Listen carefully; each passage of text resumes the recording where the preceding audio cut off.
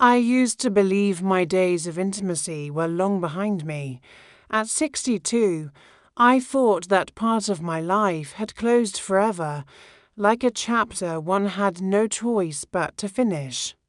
I had been married for 37 years, and when my husband passed away, I convinced myself that my life would now be about survival, about taking care of myself, about my children and grandchildren, and about finding comfort in memories rather than in new beginnings. For years I kept busy, filling the quiet hours with gardening, cooking, and reading, but late at night, in the silence of my bedroom, I felt an emptiness that went beyond loneliness. It was not just about missing someone to talk to. I missed the closeness, the small touches, the feeling of being seen as a woman, not just as a mother or grandmother. Still, I never admitted this to anyone, not even to myself. I told myself it was selfish, that I was too old, that women like me didn't get to start over. But life has a way of surprising us. And what I discovered in my 60s is that intimacy is not about age, it's about courage, trust, and the willingness to open your heart again. Even when it feels impossible. It started unexpectedly.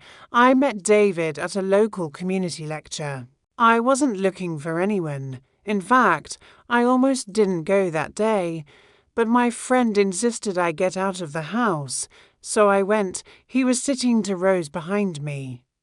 And I noticed him because he laughed during one of the speaker's jokes, and his laugh was warm and genuine, the kind of laugh that makes you smile even if you don't know the person. After the lecture ended, he struck up a conversation with me as we walked out of the hall. We spoke about books, about history, and eventually, about where we were from. There was no spark of romance right away, just an easy friendliness that made me feel comfortable. But when we bumped into each other again the following week, it felt less like coincidence and more like fate giving me a gentle nudge. At first, our connection grew through conversations. We met for coffee a few times, sometimes in little cafes, sometimes at the park where we both liked to walk.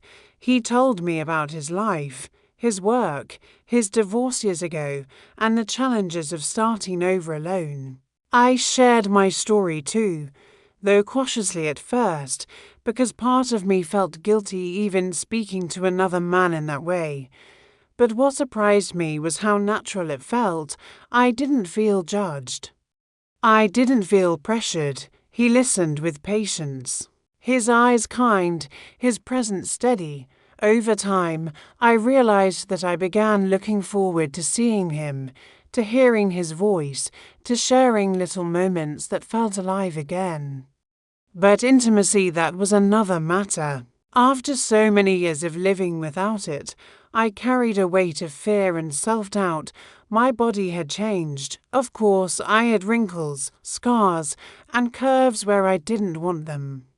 For years I had hidden my body under loose clothes, pretending I didn't care, but deep down I worried. How could anyone find me attractive now? And beyond the physical, there was the fear of vulnerability. Opening up to someone new after decades felt terrifying. What if he compared me to younger women? What if I disappointed him? What if the years of absence had left me unable to connect in that way again? These questions haunted me, and yet something inside urged me not to let fear be the final chapter of my life. One evening, after we had been seeing each other for a few months, David invited me to his home for dinner. He cooked a simple meal: roast, chicken, vegetables, and wine, and afterward, we sat on the couch listening to music. The air was calm, the kind of evening where conversation flows easily and silence feels comfortable too. At one point, he reached for my hand. It was such a small gesture, yet I felt my heart race like a teenager again. I hadn't been touched like that in years. And the warmth of his hand in mine unlocked something inside me when he leaned closer and kissed me softly. I felt both terrified and alive. It wasn't just a kiss, it was the breaking of a wall I had built around myself. I remember whispering to him, "It's been so long." He smiled and said, "Then we'll take our time." That sentence, more than anything, gave me the courage to let go of my fears. That night didn't lead to passion all at once. Instead, it began with small steps, gentle touches, long embraces, and hours of conversation where we shared our insecurities openly. I told him about my fears, my body image, my doubts about intimacy at this age, and instead of turning away, he reassured me. He told me I was beautiful, not in the way the magazines define beauty, but in the way a person shines when they are truly themselves. His patience was one of the greatest gifts he gave me. He never rushed me, never pushed me beyond what I was ready for. Instead, he taught me that intimacy is not just physical, it's emotional, spiritual, and deeply personal. As the months went on, our intimacy grew, not in fiery leaps, but in tender, steady steps. We discovered the joy of slow touch, of kissing without urgency, of lying next to each other simply holding hands. I learned that intimacy in my 60s didn't need to look like it did in my 20s or 30s. It wasn't about performance. It wasn't about perfection, it was about presence. We laughed together when things didn't go as planned.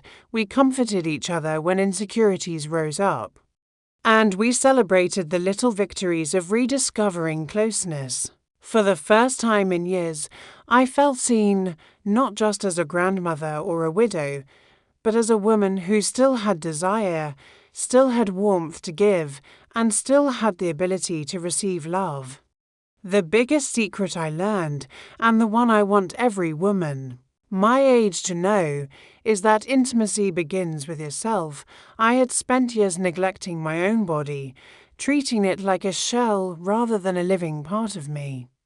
But once I started caring for myself again, taking walks, eating well, wearing clothes, that made me feel good instead of just comfortable. I began to see myself differently. When I looked in the mirror, I didn't only see the lines of age, I saw strength, survival, and beauty in a different form. And when you see yourself as worthy of love, it becomes easier to accept it from someone else. The second secret was communication. For so many years in my marriage, I had avoided talking about intimacy. It felt taboo, something we didn't discuss.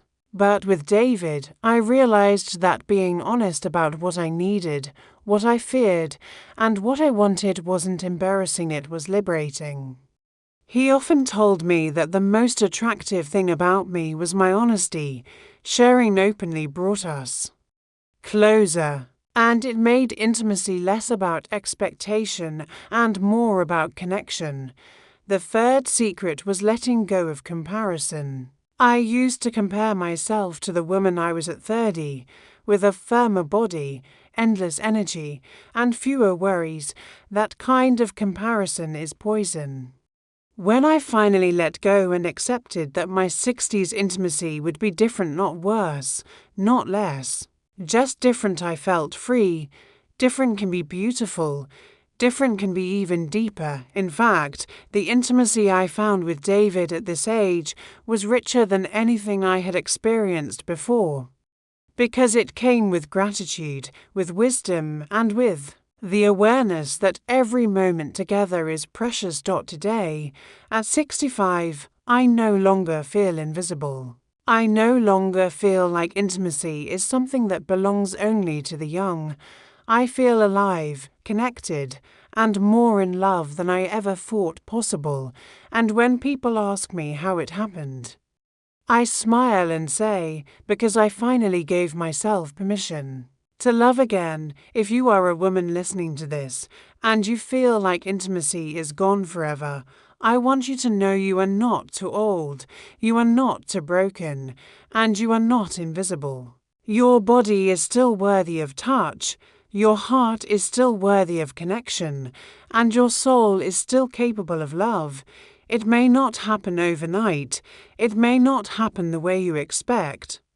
But if you stay open, if you care for yourself, if you allow yourself to be vulnerable again, intimacy can return in the most beautiful ways. Because the truth is, intimacy is not about age, it's about courage, it's about allowing yourself to be seen, to be touched, to be loved fully and without apology. That is the secret, and if I could find it again after years of believing it was gone, then so can you.